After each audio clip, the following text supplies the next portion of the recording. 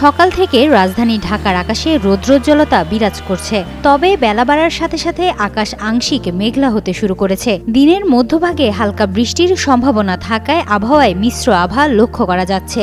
দক্ষিণ অথবা দক্ষিণ পূর্ব দিক থেকে ঘন্টায় 10 থেকে 15 কিলোমিটার বেগে বাতাস প্রবাহিত হতে পারে। বুধবার সকাল 7টা থেকে পরবর্তী 6 ঘন্টার মধ্যে ঢাকা ও পার্শ্ববর্তী এলাকার জন্য আবহাওয়ার পূর্বাভাসে এ তথ্য জানানো হয়। তবে দিনের তাপমাত্রা অপরিবর্তিত থাকতে পারে বলে জানিয়েছে আবহাওয়া অফিস।